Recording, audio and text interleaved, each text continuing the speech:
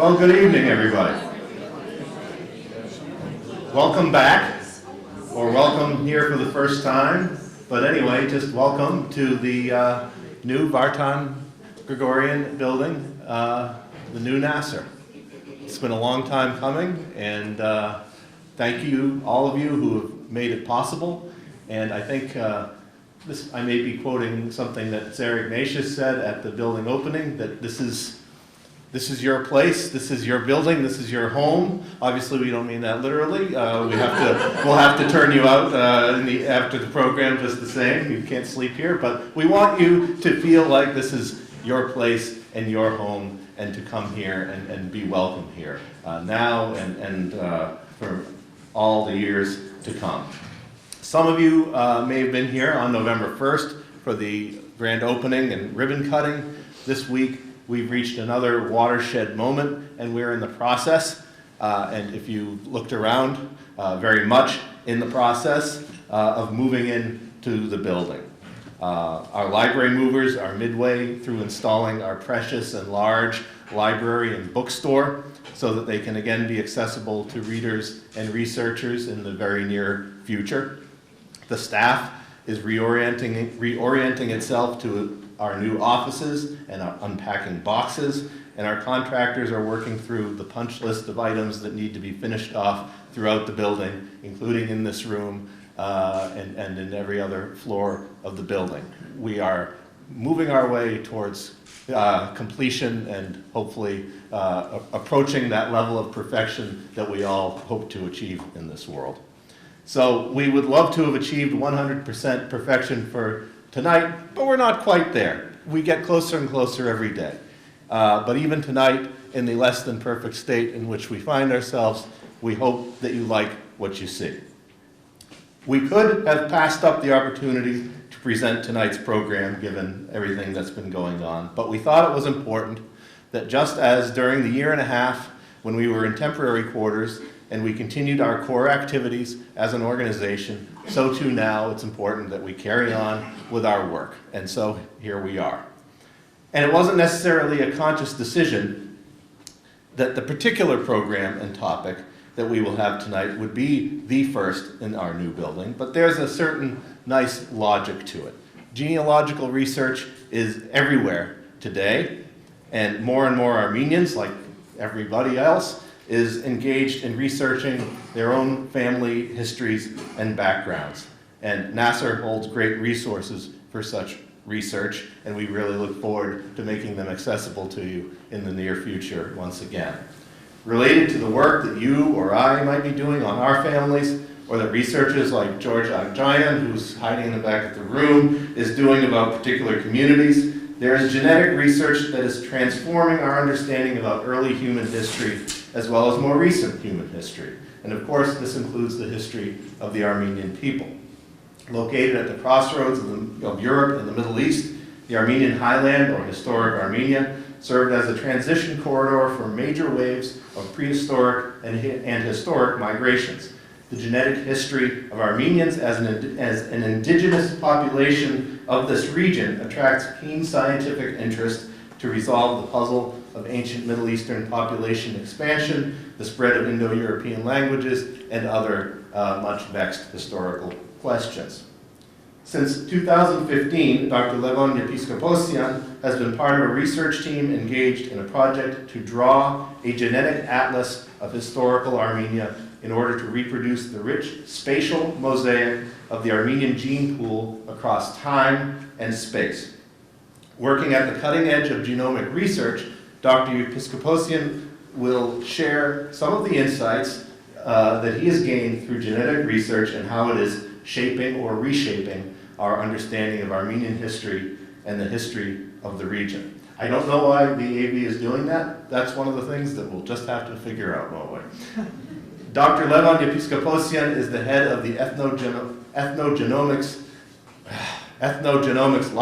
laboratory at the Institute of Molecular Biology of the National Academy of Sciences of the Republic of Armenia.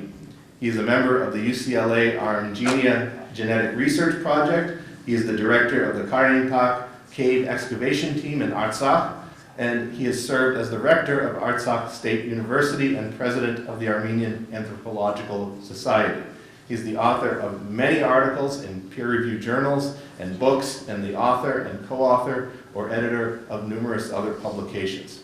He recently participated in the Armenian genealogy conferences in Southern California and Fresno this past weekend, and we owe his presence here tonight to the generosity of NAASR board member George Agjayan. So please, as you're welcoming Dr. Yepiskoposyan, also thank George with your generous applause. So, Dr. Yepiskoposyan.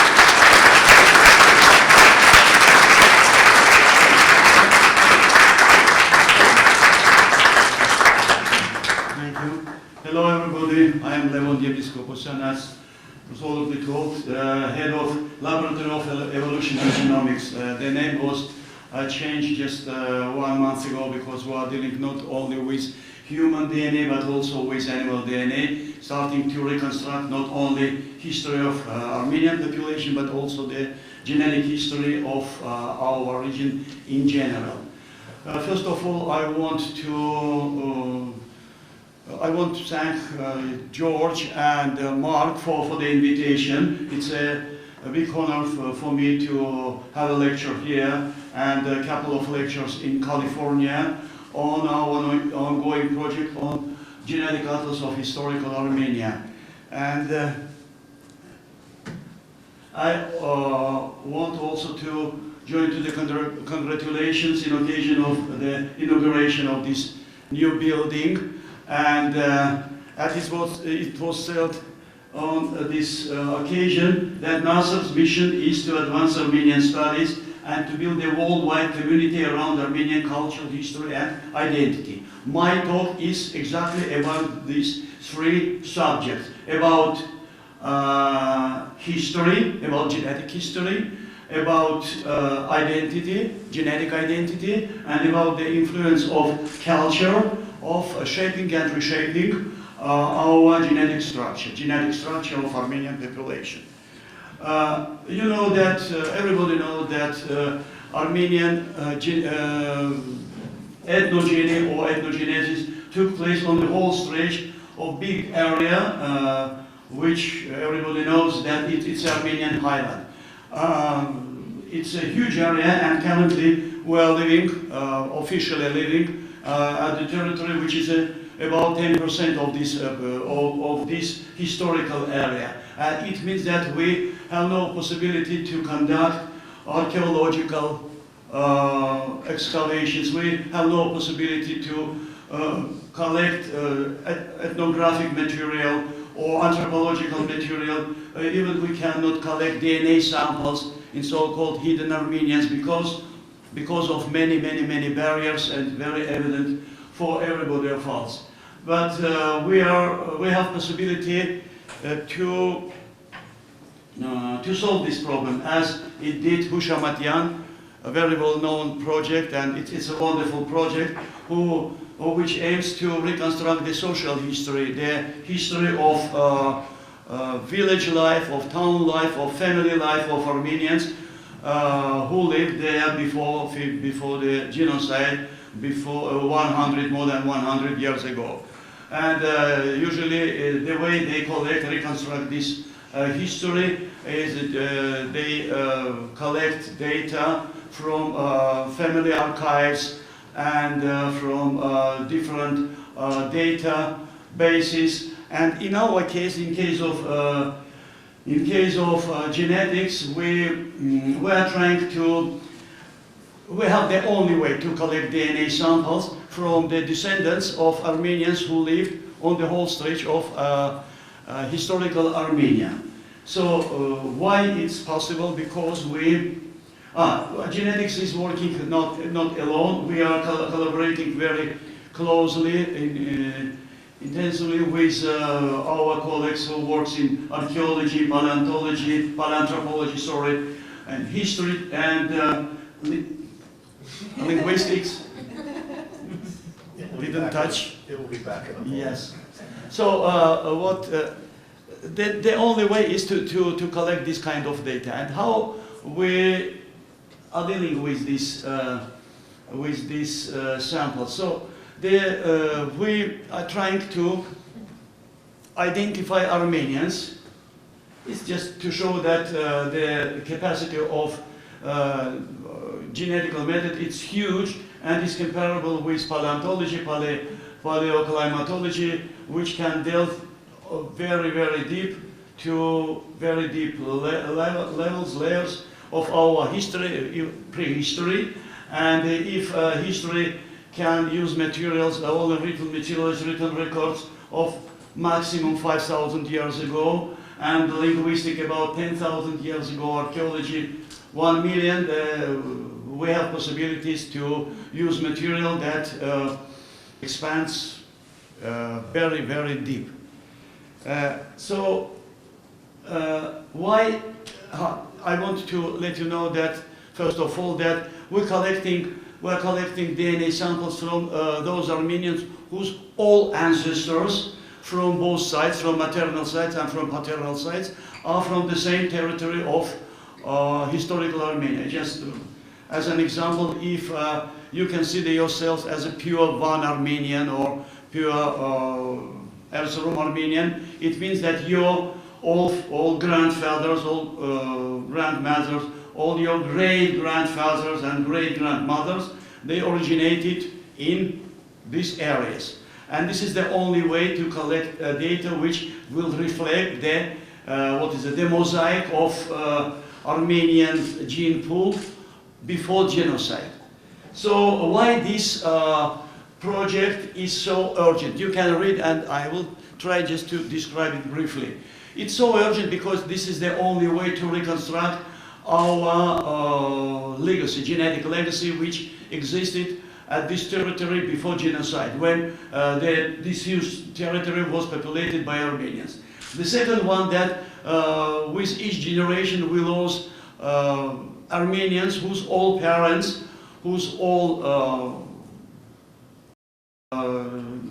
grandparents, great-grandparents are Armenians from the same region. And this second one is that this kind of approach and this kind of material and the results based on this material, we can, relying on these results, we can address questions that cannot be addressed and cannot be answered in the frame of classical sciences, as history, linguistics, archaeology, even mythology. So we have possibility to be complementary to these sciences, so-called classical sciences. And what is very urgent and very specific especially nowadays, that now the genetics is turning to the study of ancient DNA. Ancient DNA, this is DNA which is in our bones, in bones of our ancestors. So it's a fossil material, and now we have possibility. This area is advancing very fast, and new techniques very, very sensitive, allow to extract DNA from even from more than 1,000 years ago fossils, and fossils. And this kind of work is being done not only in Armenia but also in surrounding areas, and especially in Turkey. Of course, we welcome any kind of study, any kind of research in this area, but this is a specific case, because our colleagues in Turkey, they use fossil material that in the territory, they acquired the territory which was Armenian highland. It was the place of the origin and the residence of our ancestors. And they, in other words, they use the bones of our ancestors to mold their history. Excuse me to be very sharp, to be so so sharp in my expressions, but it's the case. It's the case, and we have to name everything if they deserve to be named this way. And they also use modern population to study the genetic continuity between the population from Neolithic time, it's about 10,000 years ago, and till today. And who are modern population in Turkey? There are many hidden Armenians, and I will show scientifically proved results that it's a strong evidence of presence of hidden Armenians there. It's not my result, it's a result of collaboration. I will show it to you later. And what is also special, that this kind of projects are conducted not only in Armenia, not only in Turkey, but in different countries. And we started maybe even earlier. I'm talking that in general, not specifically this project, but in general we started this project on genetic history of Armenians more than 20 years ago, 22 years ago. The exact date, it's 1997. And we started the study our DNA, to explore our DNA in 1999. So we are celebrating 20 years of actual study of Armenian DNA. And just to show you that when we collect DNA samples from Armenians, whose all ancestors are from the same regions, it means that we collect 50% of DNA from his or her mother, 50% from his father, it's very clear, and we collect 25% of his grandparents, 25% from each grandparent. It means that if we collect DNA randomly from the population representing historical Armenia, then we gradually collect DNA from our ancestors. And when we calculate the average age of our grandparents, of our donors, of our participants in our project, the average age is average year of birth. Average years of birth is the very beginning of 20th century. It means that it's long before, not so long, but it's before the genocide. So, and our collection, our collected material, actually it reflects the diversity, the mosaic of gene pool which existed on the Armenian plateau, on the Armenian highland before genocide. This is our aim, and we can achieve it. And so there are different ways to reconstruct genetic history. We can reconstruct it through maternal side, using mitochondrial DNA, through paternal side, using Y chromosome. And now we are turning to to the higher level of genetic study. We are trying to use the whole genome information, whole genome sequencing information, which comprise maternal and paternal sites. So biparental information on the genetic history of Armenian population. To start this project, we had long discussions, long collaboration with our colleagues, historians, linguists and geographers, and in order to understand how to divide, how to classify the whole stretch of historical Armenia to separate, to disparate regions. And using their, suggestion, using their expertise, we divided it about to 30 regions. 30 regions, and it's not the ultimate classification.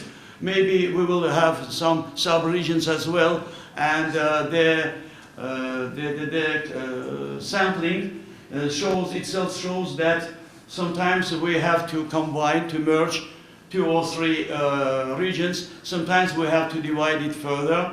But in any case, it's about 30 regions that should be reflected on our map, on the atlas of genetic atlas of historical Armenia. So now turning to the question that can be addressed and answered using genetic approach. First of all, this is the time and place of Armenian origin. Then I will tell you what does it mean.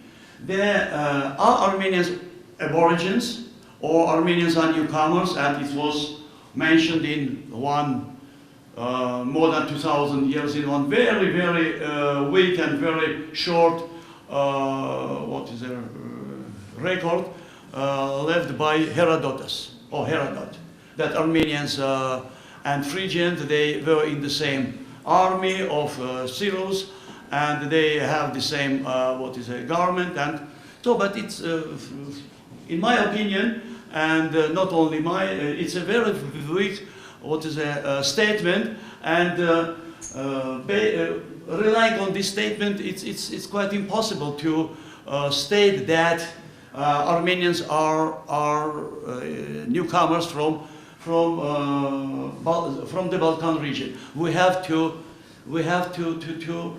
profoundly study this, using not only genetic, but we have to use also excavated material. We have to use also fossil data. One of the important questions, or the principal question, is a question about genetic continuity. Are Armenians currently living in Armenia, or who lived on the area of historical Armenia, are they the descendants of populations who lived there even in prehistoric times, or in medieval times, or in Bronze Age, or even earlier or later? So it's also a matter of genetic approach. So we can address and we can answer this question using genetic data, and also, of course, data we acquire from excavations. Then one of the also not less interesting questions is about the traces, possible traces of invaders that might be left in our gene pool. I'm talking about Arabic, Turkic, Mongolian invasions in our territory. Did they leave any signals in our gene pool? Big questions, and possible to answer using data collected in modern populations. So we are trying to understand if any traces in our gene pool, current modern gene pool. And to be brief, there are several Armenian diasporan populations with unique history of traveling, of their historical destiny, and we have a possibility to reconstruct their genetic history, and also to understand if they had some essential genetic contacts with neighboring population during this long history. As an example, I want to point to the Don Armenians. This one. It's a very interesting group. They are descendants of Ani Armenians. It's based on historical records, and they fled to the Northern Caucasus, spent there maybe two generations, not more, and then due to the conflict between the Turkic Nogais population in that region, they moved to Crimea, and they spent there long time. They had also neighbors, also of different ethnicity, and then in the end of 18th century, they were transplanted to the Northern Caucasus as well, and they founded very well-known city, Rostov. Rostov was founded by Armenians, and the first name was Nor Nakhichevan. Nor Nakhichevan. It was allowed by Ekaterina or other Tsars to name this city, this settlement, with Armenian name. It was strange, but it's a fact. And other questions, and the general one, Armenian highland as a transitional corridor.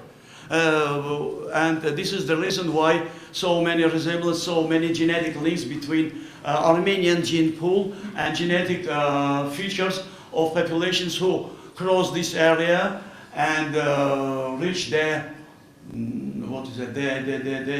western facet of Europe.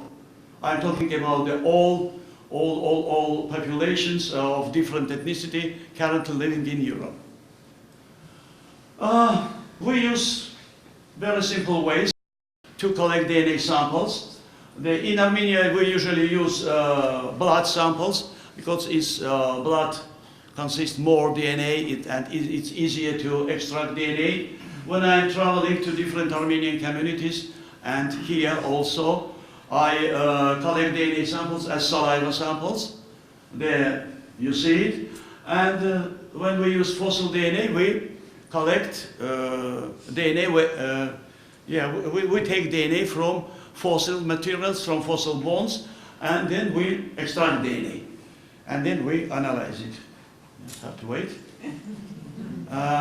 So now about some results that are already achieved. And this is the result which were published by my colleagues. It's not result of our laboratory, but they used our material. They used our material for the analysis. What kind of results were published? It was published in European Journal of Human Genetics in 2016, 3 years ago. So we have scientifically proved evidence that Armenian gene pool separated or isolated about 4,000 years ago.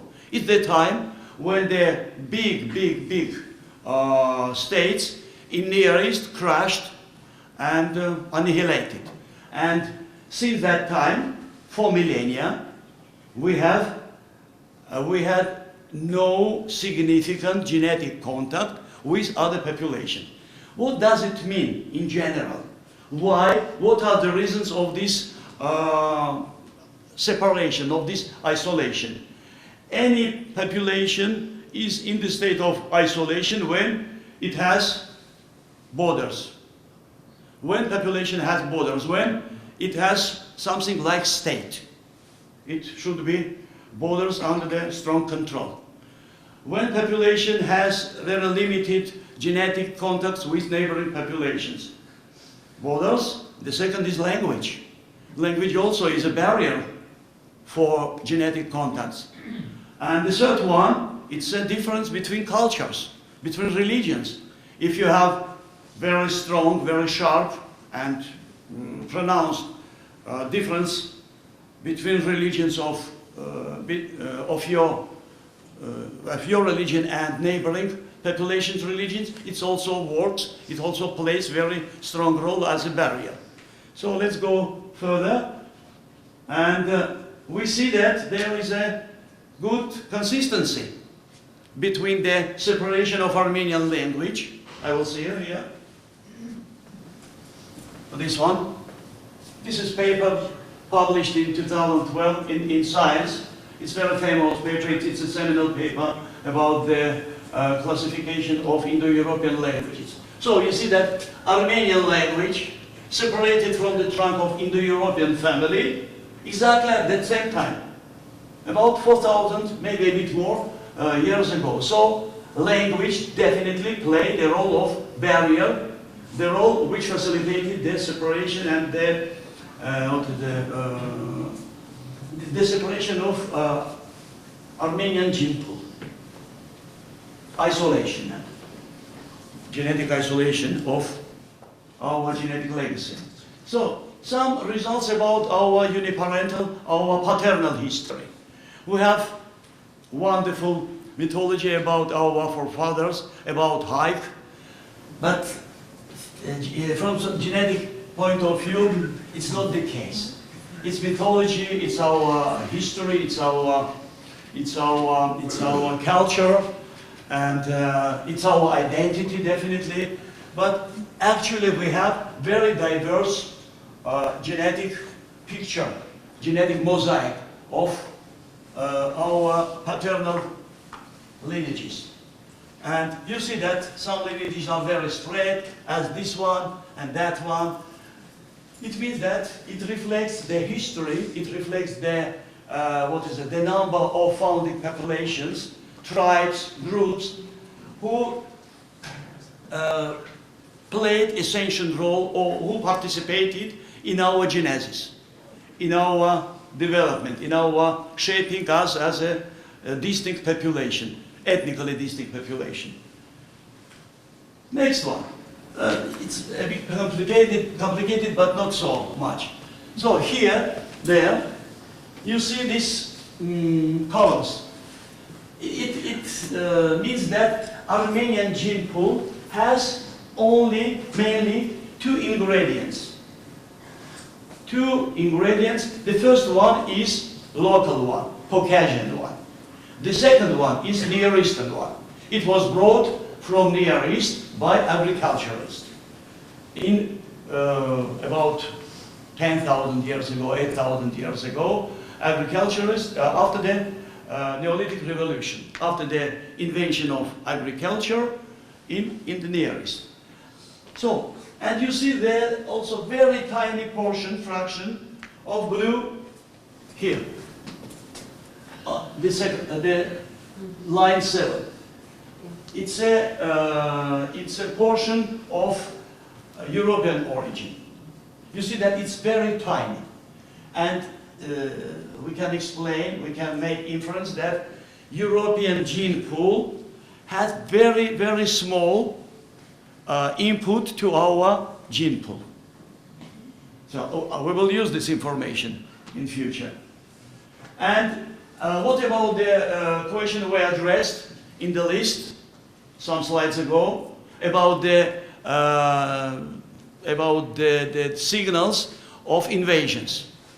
In this particular case, we used the information which are specific to Turkic population. We are specific to Turkic population, and you see that this Uyghurs as a population typically Turkic one with the highest level of, with the highest percentage of genetic features of Turkic origin. Geographically, of course, not Turkic as a ethnically, but geographically. And you see that there is some sort of climb if we consider this, this itinerary.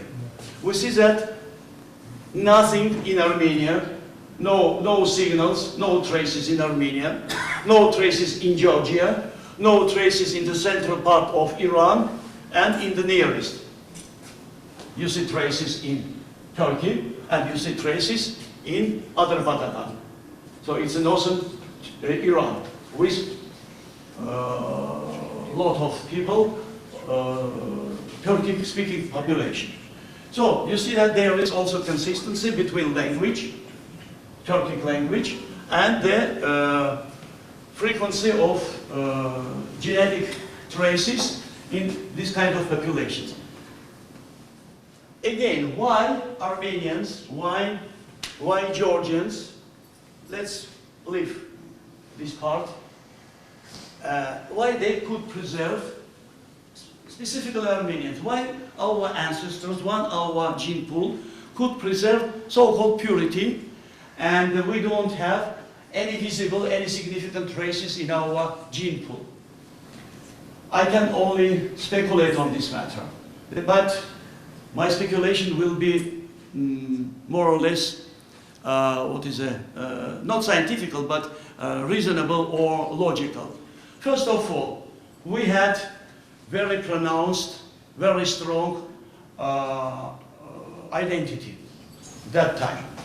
This is time just 1,000 years ago. It's the beginning of Mongolian invasions, of Turkic invasions. Armenia, you knew that Armenia had a high, high level of very pronounced ethnic identity. We had history, we had literature, we had heritage, cultural heritage. It's one barrier. The second barrier, of course, it's religion. And if you read Ganzageti, you see that Armenian women, they prefer to be killed or to be thrown to the gorge than to be raped by the Mongolians or by the Turk tribes. So this is the second one. And usually I use also the explanation which I heard from my grandmother. Originally, I am from Eastern Armenia, from Gandzak. So, and my grandmother, she was from one of the very well-known Armenian village in the area, Khachakov, and she told me how the attitude of Armenian population in their village to young women, to young girls who were raped by Azeris many years ago, 100 and many years ago. The pregnant woman, pregnant from Azeris, she had only two options. The first of all, to get rid from this fetus. The second one, if she wanted to give birth, so she had to leave, to abandon their community and go to the big city. In both cases, the baby not born in the first case and born in big city, he was not or she was not included in the Armenian community. This is the third, what is there, not reason, this is the third way how to escape the presence of Mongolian or Turkish or Arabic genetic influences or traces in our gene pool.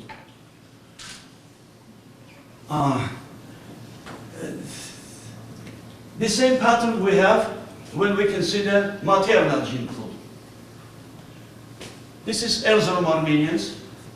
This is Artsakh Armenians, Ararat, from Ararat Valley. It's ancient data, comprising data from Neolithic to medieval. And you see that in all cases we don't have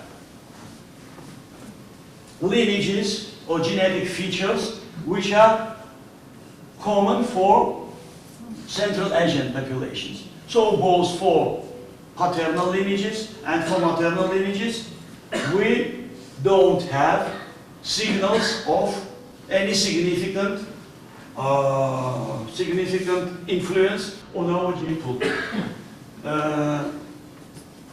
In this case, we analyze it about more than 500 samples, and only one sample here has Central Asian origin. It's less than 1%. When we make some relevant calculations, we have figure less than 0.5% genetic traces in our gene pool. Nobody in our surrounding area, no population, no ethnic population has this level. I don't know so far the same figure in Georgia because they don't have comparable data on this matter. But in Azerbaijan, in Turkey and Iran, especially in northern Iran, the average figure is about plus minus 10%. So the difference is more than 12. Next interesting data that I hinted in the very beginning. When we consider the genetic similarity, proximity between Armenians and our neighboring populations, we see that, I don't have it, here, we see that the most dense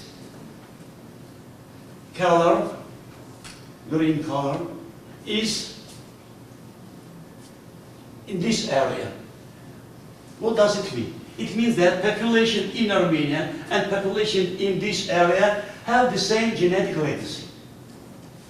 But if you see very, very carefully, you see that the border of this area is almost the same as the border of historical Armenia. And I want to stress that this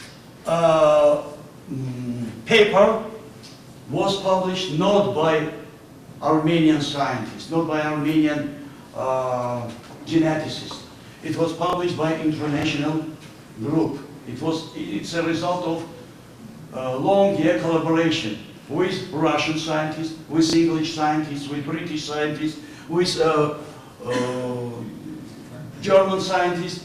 From the very beginning, we decided to, in order to avoid any blaming, to polish our data or to adjust them to the expected data, expected results. So we decided to do everything in strong collaboration with our colleagues, and it will ensure some sort of safety.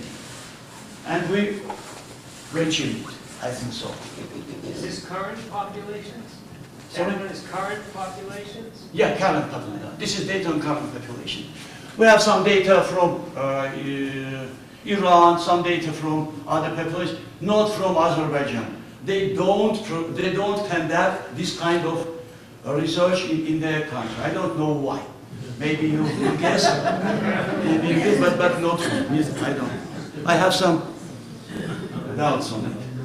And it's just to show you that it's also good publication in investigative genetics. It's a main result of my PhD student, who is currently now is working as in the frame of cooperation with our colleagues in Cambridge, not this Cambridge, in the UK, and so we are trying to expand our collaboration, and I will show it. So Armenia was and now, of course not, was a transition corridor for different waves of migration, prehistoric migration mainly. And we could identify the markers of these migrations, starting Neolithic time, from the Near East via Armenian highland, and we identified the genetic, markers, which linked with which are linked with migrations to Northern Caucasus, to Europe, to the south part, and to northern part of Europe.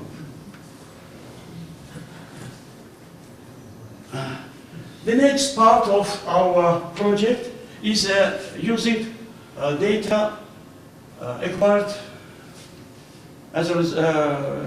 acquired during our excavations, and we use data from Neolithic time to medieval and to modern time.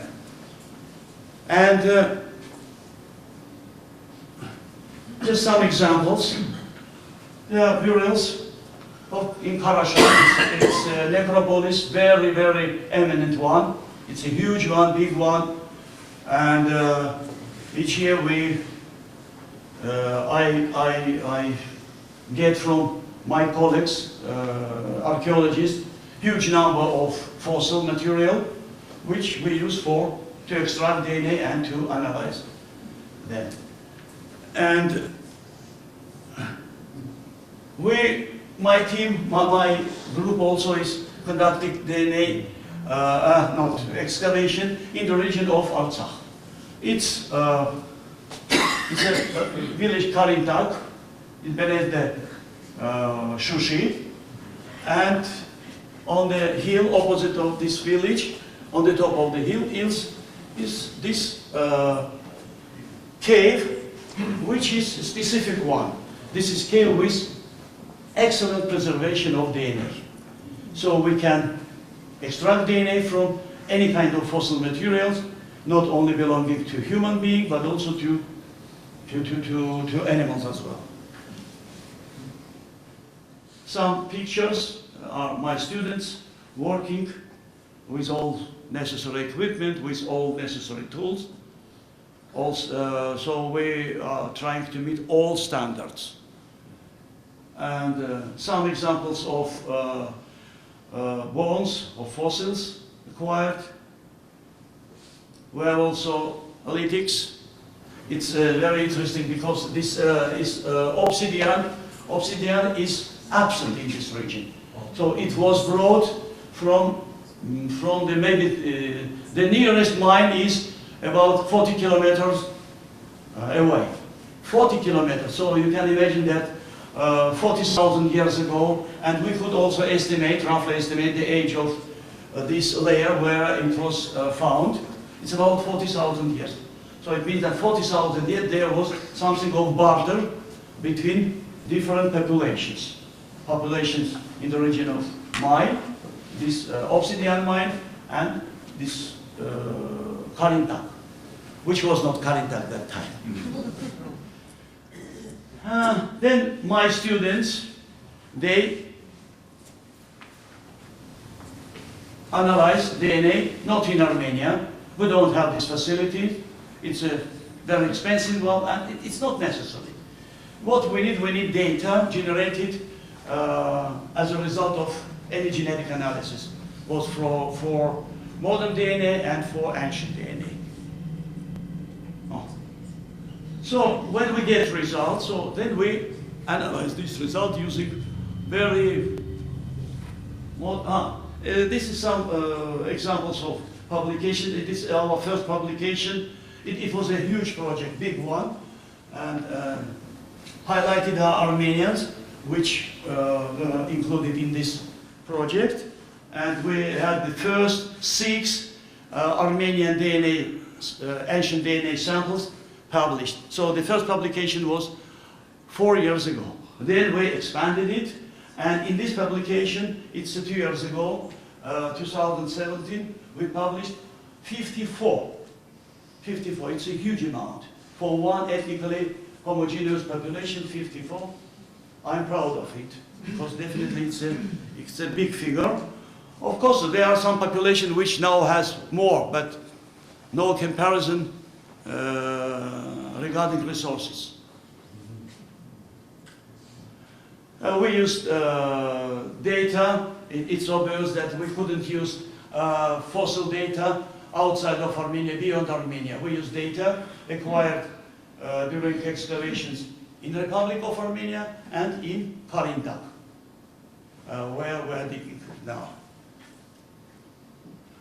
The data show that modern Armenian populations, Erzurum, Ararat, I told you, from Artsakh, they are very close to ancient Armenian, not Armenians, excuse me, the ancient populations who lived at this territory 8,000 years ago, 5,000 years ago, 3,000 years ago.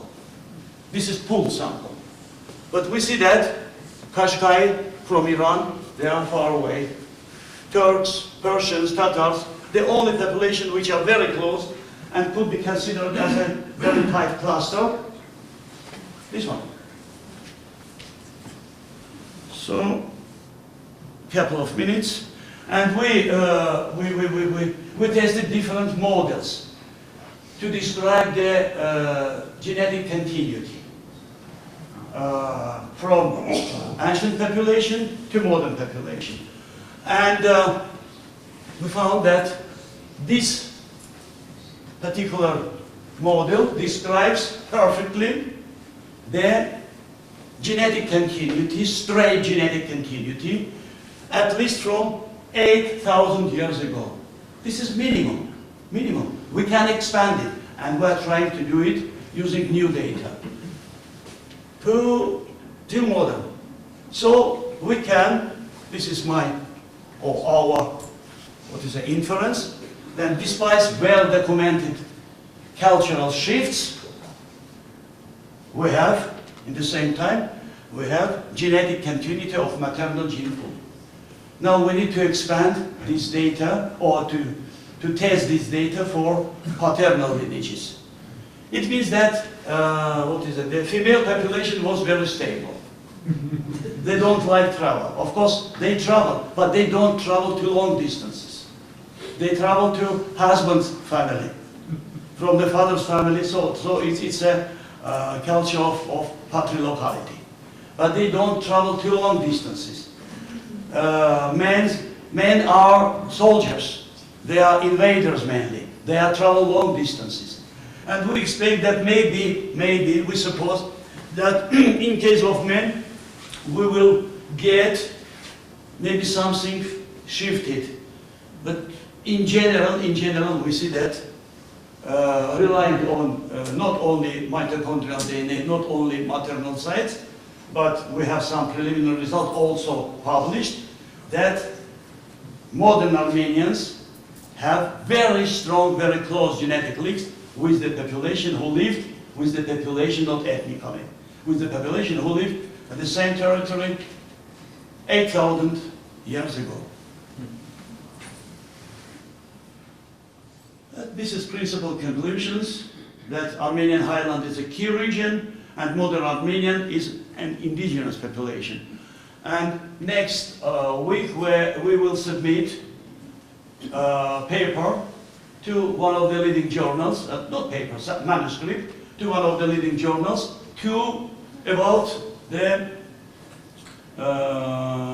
about the indigenous nature of Armenian population, where we strongly reject this so-called theory of Balkan origin, of the Balkan origin of Armenian population.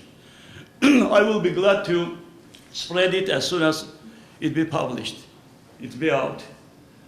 That to show you that now we use not only the assistance of our colleagues, we need to combine our efforts, we need to work together, but we also now we use very sophisticated bioinformatical data approaches and simulation modeling to squeeze more information from this kind of data.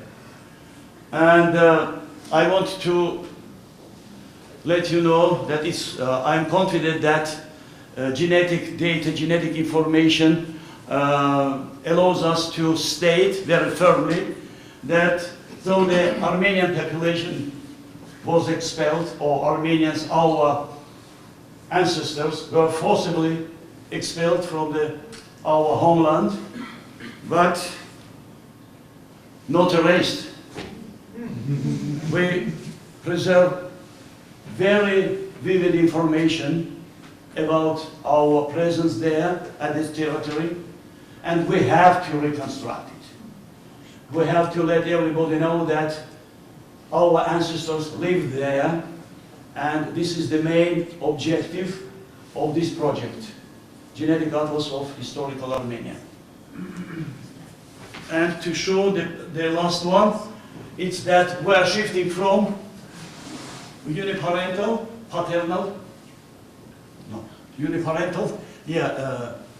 data markers. We started in 1997 by Y chromosome data, and it's very evident claim to whole genome sequencing,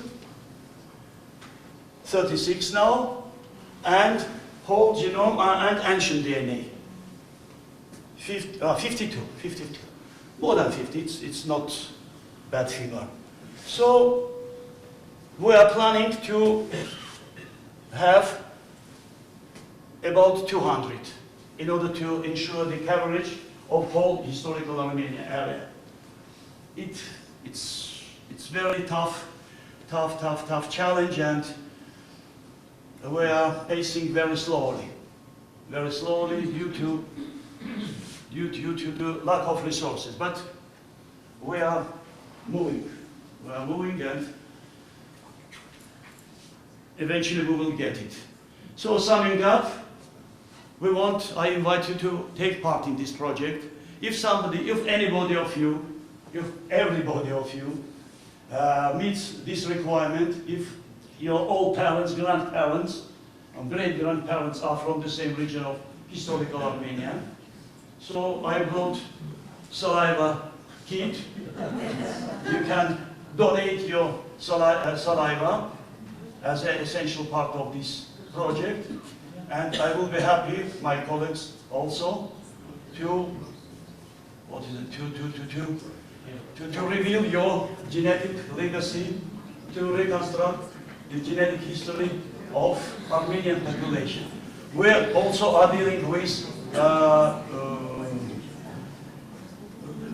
history, genetic history, but not genealogy. But genealogy not a distinct individual, not a separate individual, but it's a genealogy of Armenian population. And I want to thank you for your patience and to show our partners. It doesn't matter who they are, it matters that they are leading centers, scientific centers and universities in different countries. And it's my love. And thank you so much.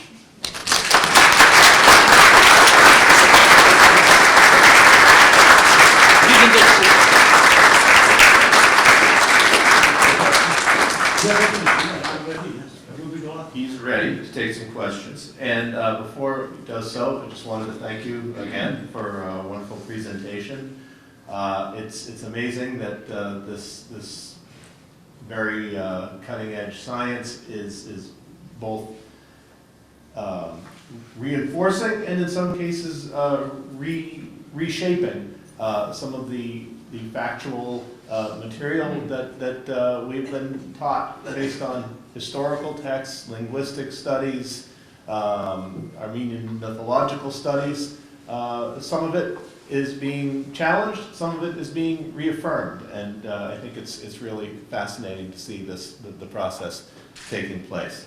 I just want to mention before we get rolling here that one, there are restrooms on this floor in the hallway just outside here. I should have mentioned that at the beginning, perhaps.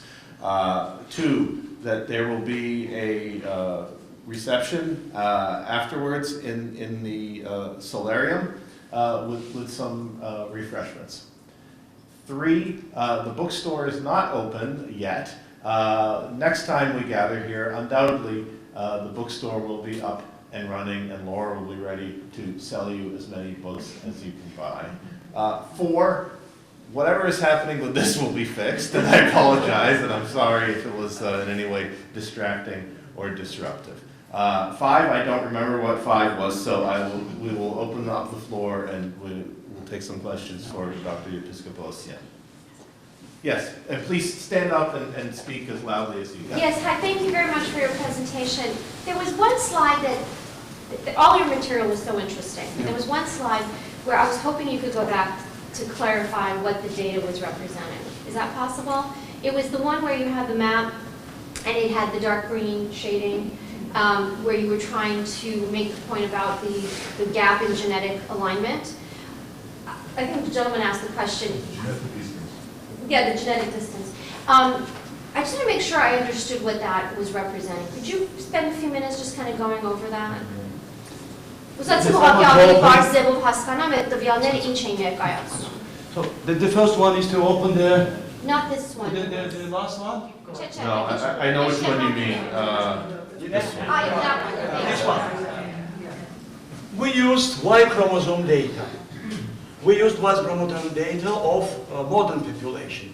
Armenians, population from eastern part of Turkey, whole Turkey, population from Iran, population from Georgia, nothing from Azerbaijan, and so a population from India, from surrounding areas. And we found that the minimal genetic distance or the maximal proximity are in the area which fits very well the borders of historical Armenia. This is my conclusion. This is our inference. Okay, so if I've understood correctly, the Armenians who are still living in territory that was historically Armenian have negligible genetic difference from the Armenians in the other regions where we've scattered. Yeah. Okay. For all the people who live in that So, area. but if we have possibility to get samples from that region and to use very sophisticated methods, very refined methods, very sensitive method, modern methods, so our inferences will be even stronger. So in future we will have it, definitely we will have it. So just to round that out, because The second I'm one? reading this as that everybody in Turkey has Armenian very, very close. The majority or the bulk of population has legacy, Armenian legacy, definitely has. Because not all population was forcibly, transplanted from there. Not, of course not. And it took many centuries, not only 100 years ago. The Islamization and Turkization, it was a long process. It started maybe 1,000 years ago. So we can claim that Armenians, or Armenian legacy started to be included in so-called Turkish legacy 1 millennium ago. This is the case. Yeah, that's the clarification I was looking for. Thank Yeah. you. Yeah. From what I understand, the data, the number of people that you have genetic information, it's a few thousand, right? Yeah. The Y chromosome, it was Yeah. a few thousand at the top. Do you have access to the other genetic, like family tree DNA, FTDNA? Yeah. There are many Armenians. Do you have access to those? Yeah. Did you use any Yeah, of thank you. that? It's a good question because it's a huge material. It's a huge resources. But unfortunately, sometimes they don't have, not sometimes, in the majority of cases, they don't have detailed information about the place of birth of their ancestors. No, the FTDNA as an Armenian. I know. I was involved in this project. I know many things about this project. I know the data, how they collected this data. We are trying to avoid any shift, any bias in our sampling. Sampling is the essential part. It's the essential phase in this kind of projects.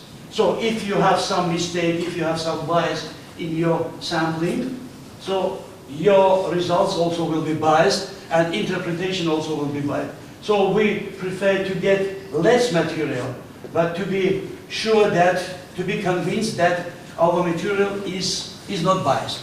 It's safe from a scientific point of view. It looks like there's a lot of paternal haplogroups represented. So I was wondering, what is the intergroup or interpopulation difference, genetic variation, and how does that compare to other nations? So for example, if we were to compare the diversity of Armenian genetics to the diversity of French or English. Yeah, also very scientific question.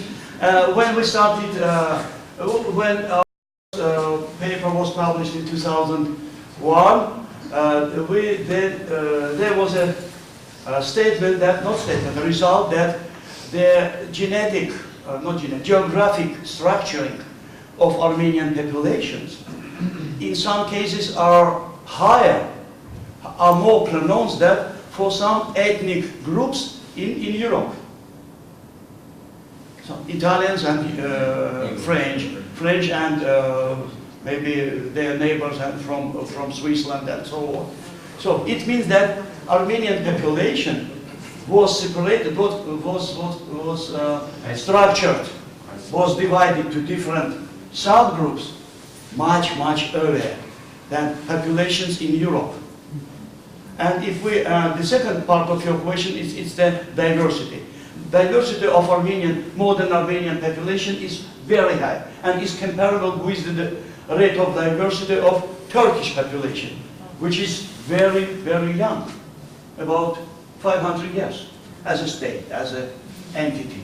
So, and our diversity is much bigger than diversity of our northern neighbor, of Georgians.